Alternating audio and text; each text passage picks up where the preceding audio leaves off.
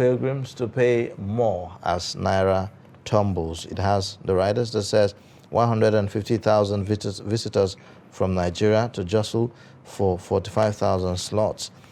States halt from sales, and then you also have fares hit 2.5 million naira. We are awaiting Saudi authorities on guidelines. That's according to the Hajj Commission. And then at the top there, you'd see a story that says Fulani men brutalized by soldiers in viral video denied access to relatives. And then below the infograph of the Hajj story, the story about 2 pilots killed as NAF jet crashes in Kaduna. At the very bottom, Ganduje to Wike, you'll be a good loser in 2023. And then the next story, 7 dead in Taraba bomb explosion. And you have the story about Lagos school driver defiles 3-year-old pupil. These are the stories on the front page of Daily Trust this morning. And now, let's get perspectives on this. Let me take you on the issue of insecurity, but this time around, not directly about, attack, but a misfortune, sort of. The NAF jet that crashed in Kaduna, and we are seeing that this is becoming more often than we thought, because just recently we had similar experiences in the last year where even the chief of army staff died, and then also a couple of other officers in our military.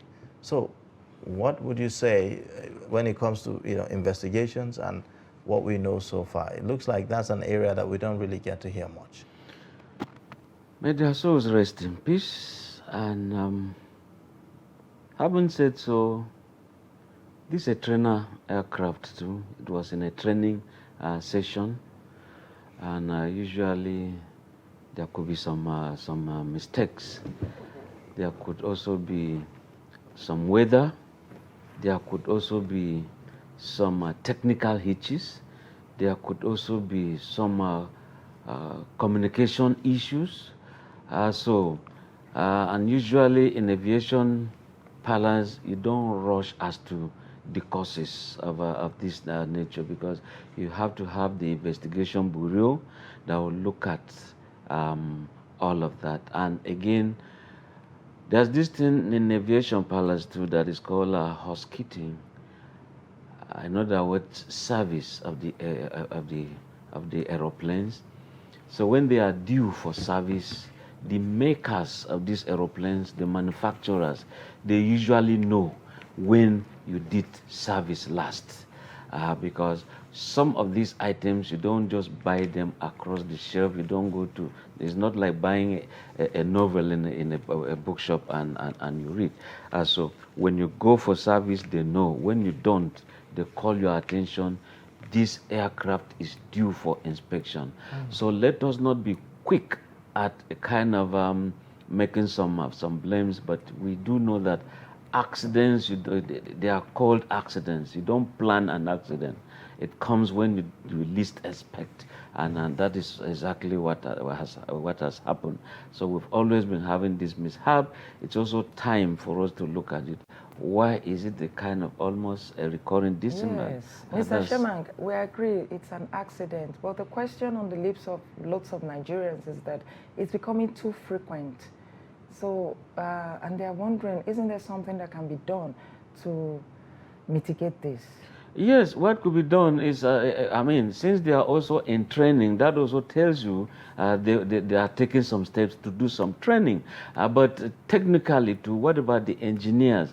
Because it does not just take only the pilot to fly an aeroplane. There has to be an engineer on board. Of course, you also have the control tower that will also be doing some linking. You also even have the runway, quite a lot of activities will have to take place. You look at natural phenomenon in terms of wind. Sometimes the wind, when you have a nose wind, the wind is blowing against the plane or pushing from the rear. Sometimes it helps, or you have a crosswind. Some of these things are also hazards that the pilot did not cause. But at the point, the control tower will always have to read the weather and tell the pilot, yes, the coast is clear, take off. So there has to be a communication. But like I said, sometimes in aviation, you don't just rush. Even when you see it has burst into flames, of course, something must have caused it. So painstakingly, the experts via the accident investigation bureau will have to look at it. Yeah, so talking about these investigations, that's one gray area there, because most times we do not get to hear the outcome of, those investigations that occur each time there's a, plane crash and all of that. Don't you think that it's important that we know the outcome of those investigations? Perhaps it will help to, identify the most common denominator in all the crashes that we've been having, and then see how best to approach it. Absolutely. If you check the way this investigation is done, it takes so much time from one element to another till every theory is proved either to be yes or no. And it can take as many as 2-3 years. And that's why when reports come, at the point you forget which plane was it that these people are talking about. So it's not a thing that they rush to say. It's unlike a man is dead, you go to the lab, you do the test, and within a week or so, the result is out. But that of aeroplane, honestly, if you check globally, it has always taken this long, and it is their own practice. And of course, when the results comes out, is now going to, if it's technical, what actually caused the technical thing. If it is a man-made, of course, they are different. And most of the communications with the control tower will always also point out to something.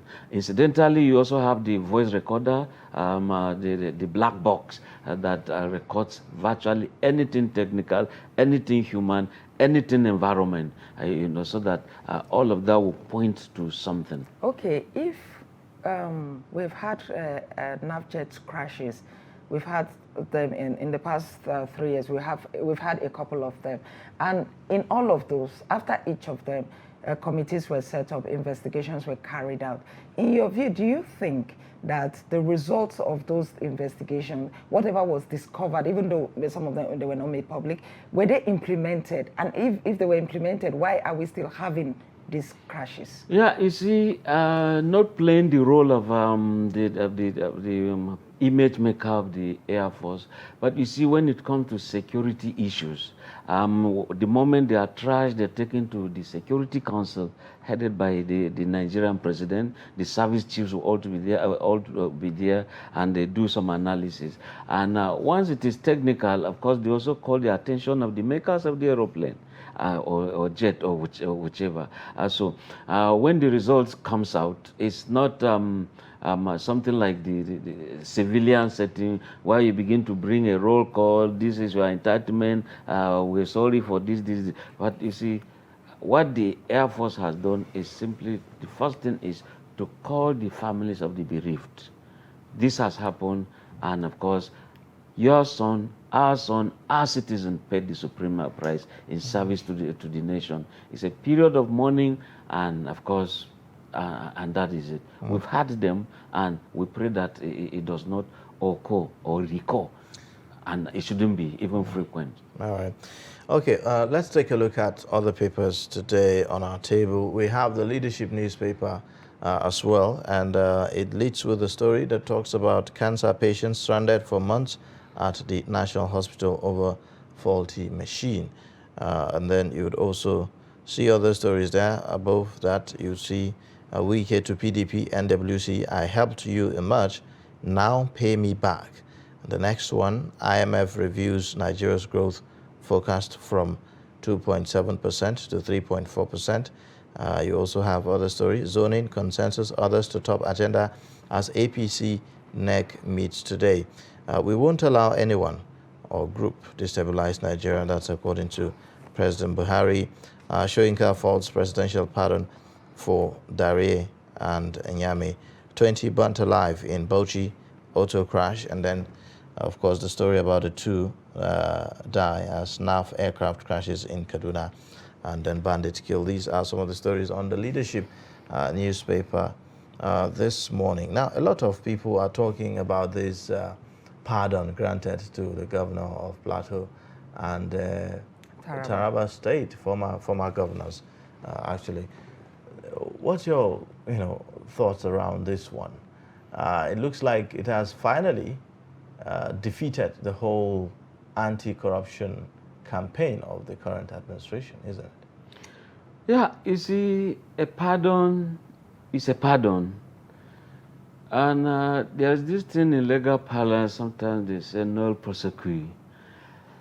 When you have a case in court and the Minister of Justice, Attorney General will just say, I'm not interested in prosecuting this case, and they just withdraw. So they have that power. And when the president wakes up to say, I've forgiven those people, the Constitution says he can grant some parole, some clemency to some people. But you can see the clamor in this case when you're looking at the money involved. Now, these people, they say they have gone to prison. Have they refunded the money said to be stolen? And of course, if the president has done all of this, I remember Falana, the human rights lawyer, saying, in that case, let's simply look at those simple criminals who stole chicken, who stole bags of rice to go feed family, and of course, they are serving 5-year prison term, 10-year prison term. Meanwhile, you have even cases, those who have not even, their cases have not been called in court, not even mentioned at all. They are there rotting in jail. Now you have the executive, do I say squandernamia, those who squandered our resources. You take them to prison, you give them some light gloves and kid gloves and treat them as VIPs, yes. and today they are out. And now, if a lot of people President Buhari will say, if we don't kill corruption, corruption will kill us. Some people will now say, these people stole how much? And they were in prison for how long? In that case, after all, the prison they were in was not Kirikiri. Yes. The prison they were in was not the one... And some are also raising issue about how much it costs government to be able to get those convictions at the end of the day, because those are two cases that have lingered in court for more than 10 years each. You know, so you wonder... whether there's, justification for this. But when you also look at it, if government is prosecuting, government is using its employees. So in terms of losing so much, I don't think government is losing that Mr. much. Sherman. But just a moment. But when you look at how much the accused is spending on senior advocates, team of lawyers, they go intimidate judges in courts to appear as if they are heroes. They spend that much. And that's why many of them go for this plea bargain. Okay, look, I'm going to return this amount. In fact, you even negotiate, which is wrong. As far as I'm concerned, if you have stolen my property, it is with you, you've taken my money, you now say, no, what will happen is I'll give you half. No, what happened? It rightly belongs to me. Mr. Sherman, give me my, yes. I do not agree that the government did not spend a lot of money. As a matter of fact, in the prosecution of the former governor of Plateau State, Darie, the star witness was, they were flying him from London to Nigeria. They were putting him in hotels in Nigeria. They were paying for flight tickets. And each time there were adjournments, he had to go back and then come back again. Would you say that government didn't spend money? I mean, it's the same EFCC, for example, the case of Alama Singa, the case of Nobaifo, James Nabori, Ibori of Delta State, having brought almost 200 count charges. They all were set free here in Nigeria. But abroad, it was easy for them. With 2 charges, they nailed them down. So if you don't do due diligence, of course you begin to spend this way. And if a lawyer abroad is feeling that he can come and fit on Nigerians via prosecution, and he feels maybe his daughter is waiting somewhere and he says, I'm looking for adjournment, then the Nigerian government will have to pay. And so I think that we dribbled ourselves into the mouth of the lion. And so I think that in terms of prosecution, we do have people in the Ministry of Justice who indeed can prosecute, and ensure justice is done. Now, No, what about precedents now, in terms of what the implication of this will be in the future? Because it's, I mean, going forward, we will talk about fight against corruption. I mean, we will never stop talking about it, isn't it? But as to the implication of this on deterring others, from doing such a thing, at the same time, also the government has a policy about whistleblowing and all of that. How would this, have an impact on the desire or the morale of people to be willing to actually provide some of this information if at the end of the day, the people that are caught are set free? Yeah, you see, the moral lesson here is this thing you call shame. And the question that also could be asked is, are leaders having this shame when it comes to issues of this nature? Those days, the environment I come from, when they said they saw this girl coming out of this hotel or that hotel, they saw that boy coming out of this hotel or that hotel, they saw that boy taking cigar or taking beer, it's like the whole family is given a bad name, But today, you see those who indeed have stolen are the ones given chieftaincy titles.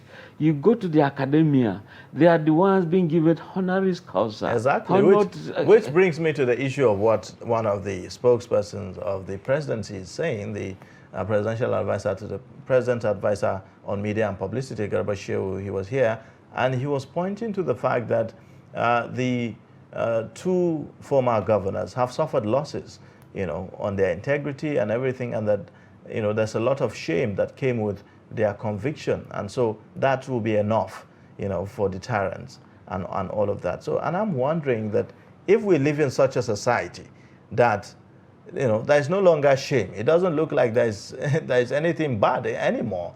Everything is okay as long as we can always have our way, and at the end of the day be rewarded. Who knows? Others are even saying that maybe they may even be vying for some political office. I wanted to add that by this pardon, they can now vie for offices.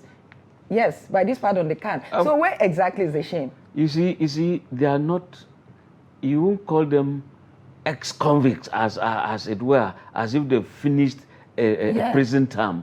They've been pardoned, and the Latin maxim was a tabula rasa. Everything is empty. Exactly. It's as clean as the heart of a baby.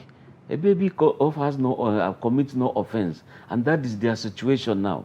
But if you say they've suffered enough, you can now see the way some people are already giving some people some political nicknames. They are waiting for them. They'll come launch themselves. And I want to tell you, let's wait and see. You see political parties scrambling for them, come and join us. And of course, Mr. Sherman, yes. something I've been thinking about something. If somebody steals 1.16 billion and he gets pardoned, why would somebody else not do that in future? Don't you think that this is a bad precedent for the future? Honestly, you see, these figures, because they don't exist in our minds, in the mind of the villager. I mean, think of your tribes. What is a billion? It does not exist. I remember when we went for Guild of Editors conference in Rivers State, Letumite, the president of MASOP, came and said, look, journalists, help us to break down this. When you say somebody has stolen 20 billion, 5 billion, just say this thing is capable of building 10 general hospitals, then that will make them to understand. And now say that is what your son has appropriated, misappropriated, stolen. The terms are also so friendly. Perhaps that will come in handy, especially when you hear that, we hear hundreds of dollars being stolen. Sometimes you really cannot quantify it if it's not broken down into what you are saying. Exactly. Now, translated and into when you also, projects yes, and all of when that. you also look at the soft landing, the terminology, the words chosen for the high profile, instead of calling that they stole, they say misappropriation, misapplication, siphoning. They took away.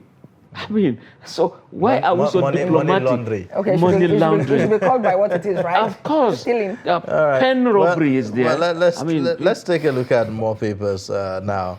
Let's talk about the national economy. The national economy has some quite interesting stories this morning. It leads with the story that says banks, telcos battle for slice of 38 million unbanked Nigerians. It has the writers that says GSM operators venture into payment services. Competition will drive financial inclusion, and that's according to experts. The story at the very top above the nameplate says less than 1 million Nigerian women work in informal employment rather, and that's according to a report. The other stories below the pictorial: IMF raises Nigeria's 2022 growth forecast to 3.4%. And then it says also federal government commences implementation of national digital economy policy. Oil price drops to $112 per barrel. And then BOI records 62 billion naira profit in 2021. Now the position of IMF is changing, isn't it? It's raising the growth forecast for Nigeria to 3.4%. What has changed after all the failed scarcity? What has changed? And should we be excited? What has changed is simply we look at the agriculture sector. Truly, people are farming. They are.